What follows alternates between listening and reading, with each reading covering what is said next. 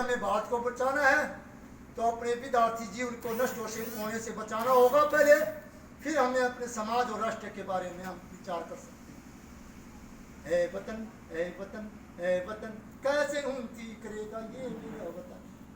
जो पेड़ यहाँ लगाए जा रहे हैं शिक्षा हम उनकी नहीं कर पा रहे।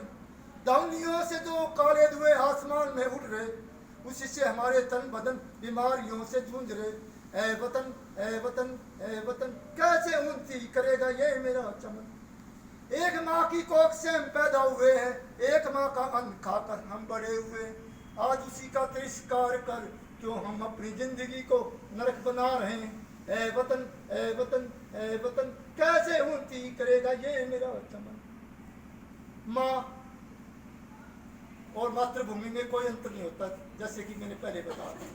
एक माँ जन्म देती है हमें, एक माँ हमें जन्म देती है, पालती है, पोसती है और हमें बड़ा करती है। एक हमें शक्तिशाली बनाती है। इसलिए आज माँ का अपमान बहुत बड़ा अपमान है, जो अपनी माता को हम अपमान करते हैं। हम उसको पानी, बीमार होती है, पानी भी नहीं पिला सकते, उसकी मदद खाने में बनाने में नहीं कर सकते, तो ये हमें मदद करनी चाहिए। प्रकृति को अप्राकृतिक बना रहे हैं, पानी का दोहन कर क्यों हम अपनी मौत को खुद बुला रहे हैं। ए वतन, ए वतन, ए वतन, कैसे उन्नति करेगा ये मेरा चमन। पानी को देख लो आप, आरओ की उनमें आने लग गई, रुपए में पानी आने लग गया, जबकि पहले कहीं का भी पानी पी लेते थे तो बर्फ में फंस गया भारत आज कि आज ये तने पानी पी लिया ना यहाँ लड़के का तो बीमार पड़ जाएगी।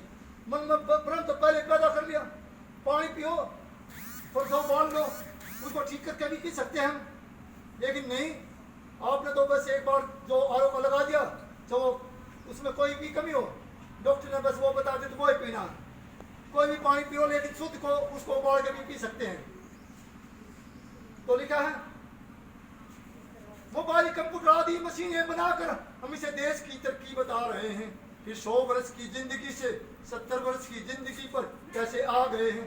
ए वतन, ए वतन, ए वतन, कैसे उन्नति करेगा ये मेरा चमन। तो मेरी एक कविता है जो पूरे हिंदुस्तान को हिंदुस्तान से जोड़ती है। बहुत समय आपका ले लिया, फिर कभी कभी कविता पाठ या कोई प्रोग्राम होगा तब हम आपके बीच में आएंगे। तो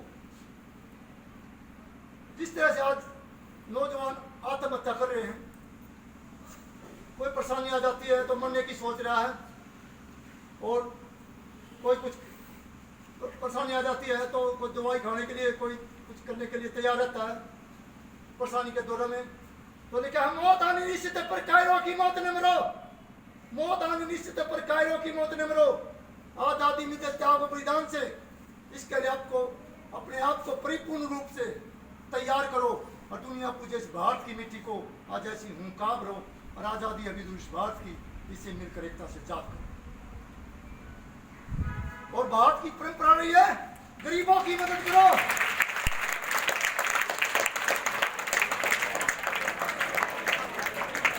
और भारत की परंपरा रही गरीबों की मदद करो, और भूखे को रोटी खिलाकर उसकी आत्मा को तृप्त करो और दुनिया पूजे इस भारत की मिट्टी को आज ऐसे हुंकार करो और आजादी अभी दूर भारत की, इसे मिलकर जाग करो।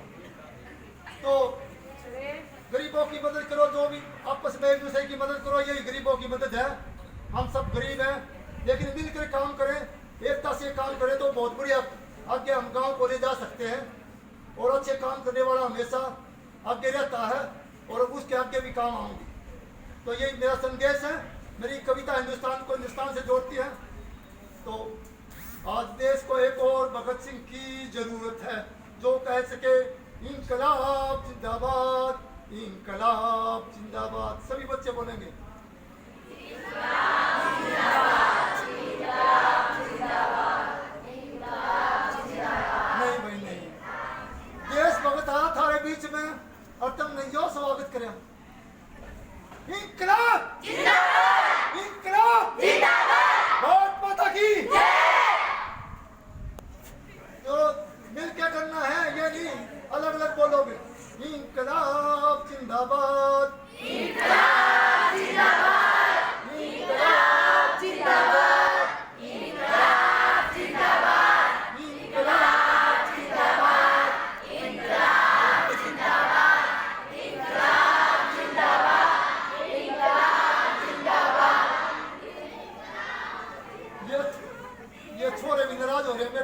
की बात मैं बताई कोई ज्यादा बता दिए चाहे तो इनकलाबी ने बोलना बंद कर दिया तो छोरे नाराज हो गए क्या? तो छोरा की दो लाइन बता देता हूं उनको। बनना था तुम्हें भगत सिंह, बनना था तुम्हें चंद्रशेखर आजाद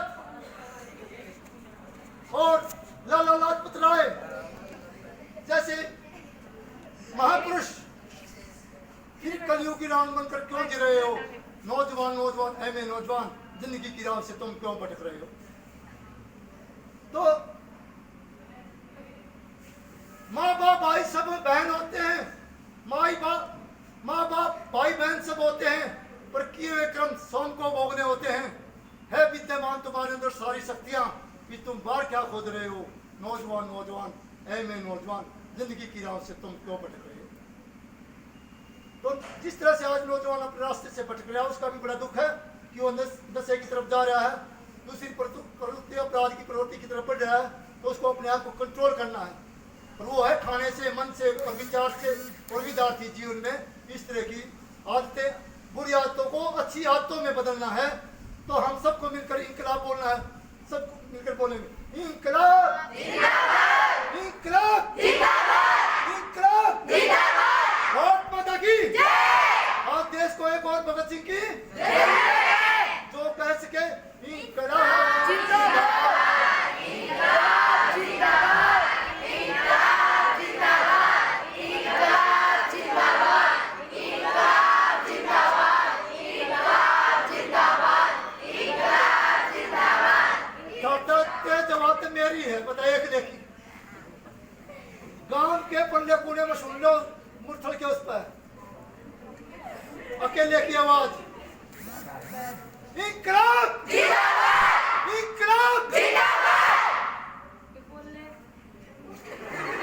इंकलाब जिंदाबाद, इंकलाब जिंदाबाद।